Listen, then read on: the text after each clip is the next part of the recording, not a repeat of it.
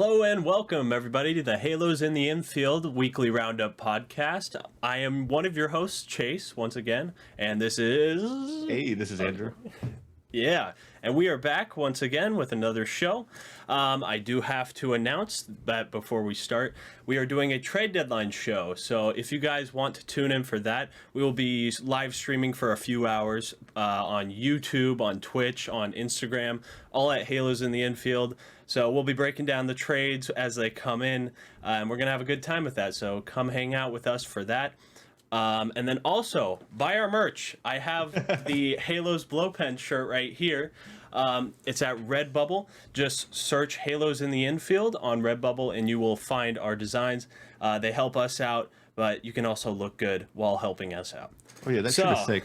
Can we see that one more time for the camera? Yeah. That looks really cool. Halos Blow Pen. I didn't see that one like up and close. Then at the bottom, it says assorted candy-ass pictures. Oh, man. Yeah, that's the Halos for you. And they're really soft. They're nice. Yeah, but to start us off, the full All-Star Game rosters have been announced. So I heard you're going to tell us what that is. Oh, yeah. I think that was the rumor. All right. So, I think we already went over the elected starters. So we're going to go over the reserves first. Mm-hmm. So to start off, from Tampa Bay, we have catcher Mike Zunino. Mm-hmm. He's hitting about 190, but he has 18 home runs and great defense, so deserves to be there. Yep. At second base, we have Jose Altuve, who looks like he's learned how to hit without a trash can, so that's good. Sorry. At shortstop, we have Bo Bichette. Good stuff from Bo Flows. Yeah, no, another junior right there. Mm-hmm. Another shortstop in Carlos Correa from Houston. First base from Oakland, we have their lone representative in Matt Olson. At third base, we have Jose Ramirez from the Indians.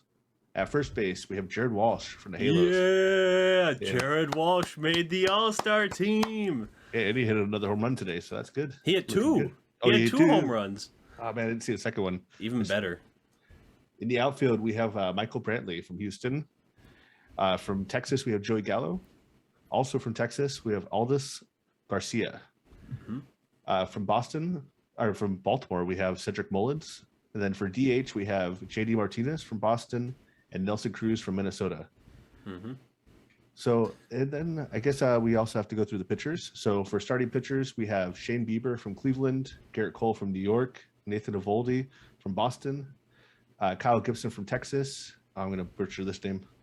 From Seattle, Yusei Kikuchi. Yeah, you got it. From Chicago White Sox, we have Lance Lynn. Also from the White Sox, we have Carlos Rodon. For the he's reliever, had a good season. Yeah, he's had a great season. Out of nowhere, too. I mean, I know he's a former top prospect, but it's great to see. Mm-hmm. For the relievers, we have Matt Barnes from Boston, Aroldis Chapman from the Yankees, Liam Hendricks from the White Sox, Ryan Presley from Houston, and Gregory Soto from Detroit. Yeah, I hear a lot of good names there, and then I hear Aroldis Chapman, and I'm like, ooh, that doesn't fit there. I know, but 4.5 ERA. It's not pretty. Yeah, after Jared Walsh pretty much broke Chapman. I know he was a little bit broken before that, but if he wasn't broke before, he is broke now. Oh yeah, 100%. And he's another guy whose spin rate has just fallen off the earth. Yeah, I mean, that was to be expected with the crackdown. Yeah, he lived off that high fastball, and it looks like he can't control that high fastball without the sticky stuff. Mm-hmm. I do want to add, Cedric Mullins, he'll probably be starting over Trout, because Trout's not going to be playing in the game, of course. Yeah, and he deserves it. He's hitting 316 with the 384 on base, 933 OPS, 16 home runs, a real breakout star from Baltimore, which is good because they haven't had a lot of good things to look forward to. Yeah, he's a small guy, but he has a lot of pop in that bat. Yeah, he is pretty tiny. I was looking for his height, but I don't have it in front of me. Pretty sure he's like 5'9". Yeah, I think he's like 5'9", like 185, right? Yeah, he's not that big. But also the Astros, did they not have a single starter this year? They did not have a single starter. So it looks like the baseball fans are paying them back for what they did a couple years ago. Yeah, I guess. All right, so out of all the American League All-Stars, who do you think got snubbed? I think Byron Buxton got snubbed. I know he's injured, and he's probably not going to be playing after the All-Star break either. But he had one of the most explosive 40 to 50 game stretches in MLB history. He would have been on pace for about 13 wins above replacement if he played a full year. That would have been insane. Yeah, and I think if Mike Trout can make it, that Byron Buxton definitely deserved to make it. Yeah, and Minnesota's had a rough year. I am glad that they got Nelson Cruz to fill their spot, but Buxton definitely should have had a spot in the All-Star game. Yeah, definitely. And how about you? Who are you seeing is snubbed in the AL? Man, nothing seems to come to mind, but like I said, Aroldis Chapman just doesn't feel like he should be there. I mean, there's probably a case for Raisel Iglesias to make it in there, since he's been nails lately. Yeah. But that's just my personal Angels bias talking. But yeah, I don't think Aroldis Chapman should quite be in the All-Star game. No, yeah, and I agree with you about Iglesias. His strikeouts per inning ratio is off the charts. He definitely fills that Aroldis Chapman spot. Mm-hmm. I don't really understand how Chapman made the All-Star game. Maybe it's just Tampa Bay, throwing some inter-division love with their coaches. Mm-hmm. I also do have to say, Tyler Glasnow, he probably would have made it to the All-Star team if he didn't get injured recently. Yeah, I agree with that too. That's probably why Zunino's in instead of him. Yeah, that was surprising. And I was thinking maybe. I mean, I know Zunino's had a really good defensive season, but it's really hard to see someone with a 196 batting average in All-Star. Yeah, I mean, Grandal almost made it, didn't he? He almost made it. He's another guy that's sitting under 200. Yeah, we'll talk about him in a minute, though. Yeah, we'll come back to him. Well, how about the National League? What we got for that? So starting with the National League, for the reserves from Philadelphia, we have JT Realmuto. At second base, we have Ozzie Albies from Atlanta. At third base, we have Chris Bryant from Chicago. At shortstop, we have Brandon Crawford from San Francisco. At second base from San Diego, we got Jake Cronenworth. At third base from Arizona, we have Eduardo Escobar. For first base from the Dodgers, we have Max Muncy. Played shortstop for Washington, we have Trey Turner. In the outfield, we got Mookie Betts from the LA Dodgers, Brian Reynolds from Pittsburgh, Kyle Schwarber from Washington, Juan Soto from Washington, and Chris Taylor from the Dodgers. How about Brandon Crawford, man? He's had a resurgent year. He has. He's 34 years old. He's having the best year of his career. It's crazy. I don't know what he did to tweak his swing, but he's got so much pop now, and it's great to see, honestly. It is. Him and Buster Posey. And I guess you could also throw in their first baseman, Brandon Belt, in there as well. Yep. They're all guys in their mid-30s having the best year of their career. Yeah, and that's a Giants team that had low expectations really going into this year. They weren't thinking they were going to be a total playoff contender. They almost made it last year, but I don't think they were expecting to be this good this year. No, definitely not. But if you looked at how they finished their last 30 games last year, I think that anyone that's looking closely can see where that talent came from. They finished last year on a tear. Yeah, isn't their overall age on their team pretty old? Yeah. I think their average age is almost like 29, 30 years old. One of the oldest in the league. Yeah, they're getting up there in age. I don't know who they have in the wings to take over once those guys move on, but we'll see how the Giants do this year, and hope that they will have people to back them up in the years prior. Oh yeah, definitely. It's a Frankenstein roster right now. It's working. It is. It's working really well. I think the best record in baseball, right? I think Boston now. Yeah, Boston might have just taken them over. I think San Francisco's been sliding a little bit. Yeah, they're both up there though. It's a close race. Yep.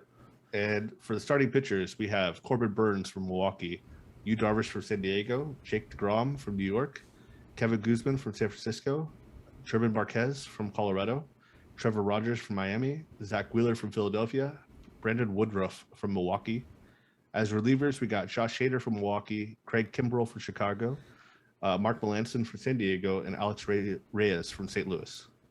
Man, how about those Milwaukee pitchers, though? Yeah, if you're watching Milwaukee and you get them in the playoffs, you got to be shaking in your boots. Corbin Burns and Brandon Woodruff. It's a good 1-2 punch there. And then you got Hader in the bullpen to close things out. You got Hader in the bullpen, too. That's insane. Yeah. They're a big part of why the Brewers have been so streaky right now. I don't know if streaky is the right word, but they've been good as of late.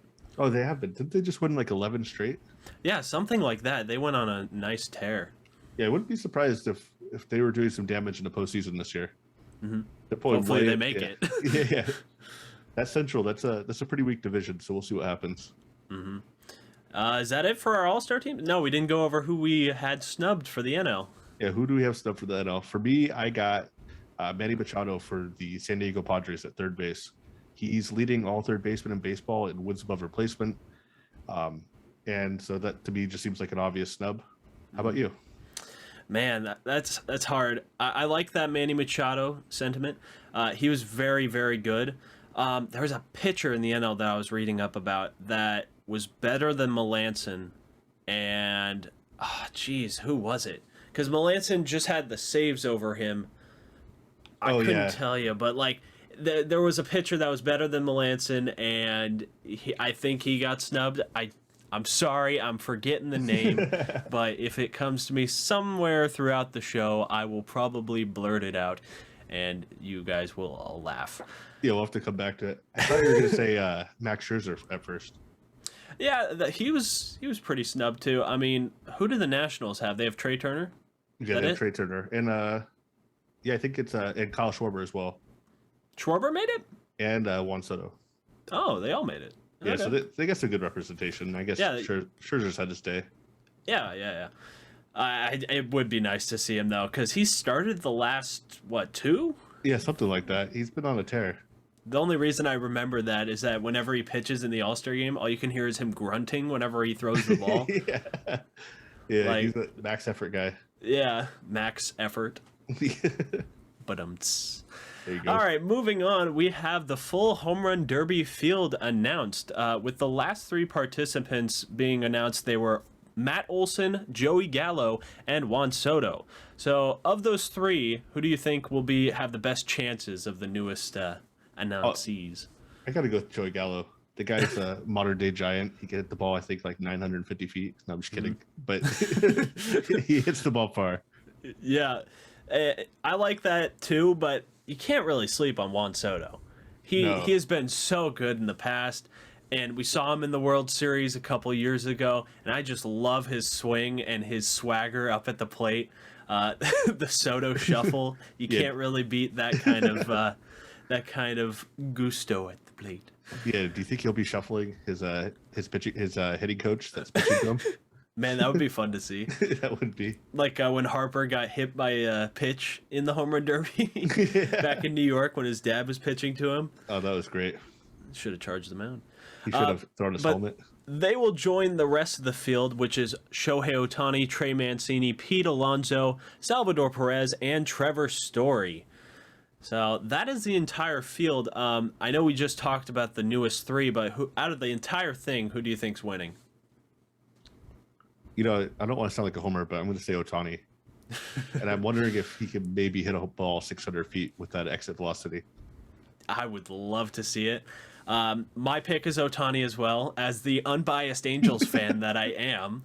But yeah, I would love to see him hit one absolutely like moonshot. I think he could get it to the very top of Coors Field. Yeah, I think he could too. He's already hit one out of a roof, so yeah, he could do it. Yeah, but there's going to be bombs all day. What is that? Tuesday or Monday? Tuesday? Is the home run derby?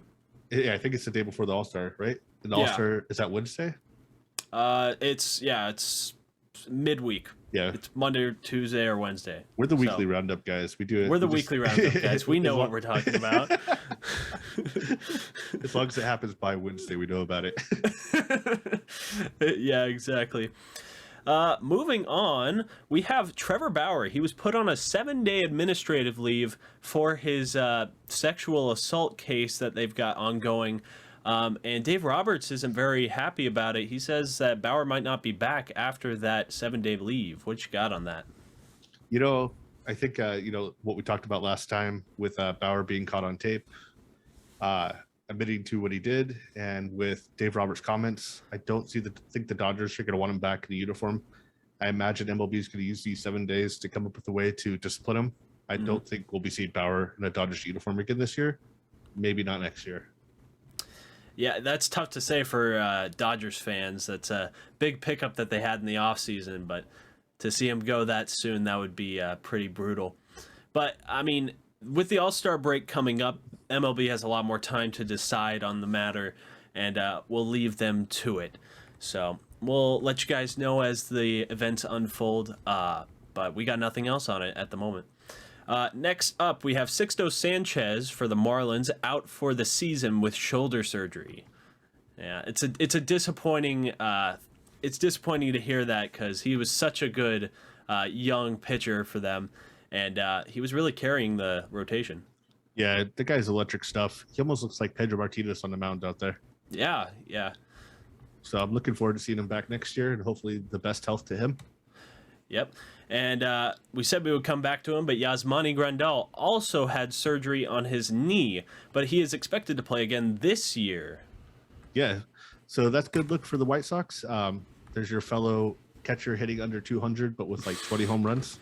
Seems like they come in bunches. And his on-base percentage, isn't his on-base percentage like 500? Yeah, it's like 200 points higher than his batting average. I've never seen that before. Yeah, because he walks so damn much. Yeah, he's a true, like, 3-outcome guy. Walk, strikeout, home run. Grandal, like, just baffles me. When I heard that stat, I was like, that can't be right. I looked at it, I was like, has he only had like 20 at-bats? Like, what? Then he's like 18 home runs. I'm like, okay. Yeah. And then that was one of the All-Star game kind of snubs, quote unquote.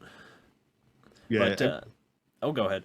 I would say it's cool that we're at a time now where advanced stats have come enough in the public that people could look past a 190 batting average and see that someone's doing so much more to contribute to their team than just hit singles. Yeah, and that's what I really like about advanced metrics and stuff like that, is you can see the underlying numbers of what they're doing good with their game. Exactly. I couldn't have said it better. Well, speaking of ridiculous stats, we have to talk about Shohei Ohtani, of course. Ohtani, he is the first player to 30 home runs this season. And with today's home run, he hit his 32nd. He becomes the biggest Japanese-born home run hitter in MLB history. Yeah, that guy's insane. He's also on pace to push Babe Ruth for his non-steroid home run record. Or not Babe Ruth, Roger Maris. So there's that to keep in mind. I don't know if anyone was familiar back with when Giancarlo Stanton was pushing for 61 home runs and how exciting that was. So it'd be cool to see a Shohei Ohtani just shatter it. I remember watching all the game recaps of when Stanton was going for that. Oh, and man. Just every time you saw him hit one, it would always be like concourse shot in Marlins Park. Yeah, and Ohtani hits him just as hard. It's incredible. Yeah, his one today, it was like it was 110, I think, off the bat. Yeah, it was ridiculous. Like every single home run just looks like an absolute moonshot. And then his line drives too. It looks like they're going to take the fielder's gloves off. Yeah, and I heard a stat on today's broadcast. He has, I think, at least 10 home runs hit 110 plus off the bat. That's insane. I know he's had multiple 116-mile-an-hour home runs. Just insane. Yeah, he's having himself an amazing season, and he had himself a really good start last night. He did, yeah. Yeah, we were talking about that before the cast. 7 innings, no runs, or 2 runs, 4 strikeouts, and no walks. Mm-hmm. Yeah, very good stuff after that New York outing. Yeah, it was good to see, especially the no walks. Yeah, I know he's had some control issues this year, so to see him come in with a 0 in that stat was really good. Mm-hmm. And I gotta ask, did you see what Ottavino said to Ohtani earlier this week on his birthday? Oh no, you got to tell me. Well, so the situation was the Angels had runners on first and second. There was 2 outs in the bottom of the 9th, and Ohtani comes up to the plate against Ottavino, and this was after an Angels rally. They were down by 1, and Ottavino throws the pitch. Ohtani nails it right at the shifted second baseman, like just out of the reach of the first baseman, and the second baseman had to make a nice play on it. It was hit 100 off the bat. I think it was hit exactly 100 on the nose. And Ottavino said, "Happy birthday, bitch. Take that one," to Ohtani. And every Angels fan that's heard that has just been all like, what are you doing? Why? That wasn't a good thing. Like, you nearly blew the game on that. Why are you talking shit? I know. I think some people just get so surprised that they just don't, like, their first reaction is just to talk shit, even if they just look like a fool. Yeah, it doesn't make sense to me. I heard a fan talk to Ottavino, and he said he just blacked out in the moment. But, like, if you black out in the moment, you would think of apologizing to the guy. Like, just be like, oh, yeah, I'm sorry. I didn't mean any of that. I don't know what I was talking about. But no, he just kind of blew it off and... Just happy birthday, bitch. That sounds like an insult from like a bad horror movie or like Clueless. That's not even like a good line, you know? Yeah. And the day after when Ohtani ended up pitching, in his first at bat, he had an RBI double, and after that double, he just looked at the bullpen. So that was just great. Shohei Ohtani is a very, very fun player to watch, and if you aren't already watching him, take a look. You missed his Kirk Gibson impression today. He ended up fouling 2 straight pitches one off his front foot and the other off his back knee, and then he nails one for a home run, and that was hit very hard. Oh, he's unstoppable. It's great to see. Yeah. People that are stoppable are the Cleveland Indians. I hope that's a good enough segue, because the Indians got no hit today by the Rays in a 7-inning game. It was the second game of the doubleheader. It's the third time they've been no hit this season. Yeah, and we looked up before the show. It looks like the Padres previously have been no hit twice in 2001. So congratulations to the Indians. You've now taken a hold of that record, sole possession of first place. Yeah, I don't know if that's a record I would want to have, but I mean, I guess 7-inning game is not as bad as a 9-inning game. Yeah, I guess so. I guess we should all just pitch in $1 and get them a nice plaque to put on their stadium. Yay, we lost 3 times. But hey, with no hits. Losers. Well, and then to finish us off, I have to ask you, do you think the Billy Hamilton catch from earlier this week was a catch of the year candidate? It has to be. Full speed, Billy Hamilton being one of the fastest guys in baseball on a hard hit line drive in center field. Yeah, that was an amazing catch. It looked like he was going so fast he was going to go headfirst into the wall. Like that's how far he slid. And it was almost like a slip and slide because it's pouring down rain there, and the track is just covered in mud. And he just launches himself and lays out for this beautiful catch. If you haven't seen it already, I'll put a link to it in the YouTube video if you guys want to see it. Oh, great catch. That's pretty much all I got for this week. You got anything else? No, I'm glad that we're ending with like a good catch and not with like the depressing Trevor Bauer news again. that is good. But thank you, everybody who is watching and or listening to the podcast. We appreciate you all. Make sure to like, comment, subscribe, leave us a review wherever you listen. That whole spiel. And we will see you guys next week. It'll be All-Star Week, so we'll have the stuff for you that week. So I'll see you guys later. See you guys.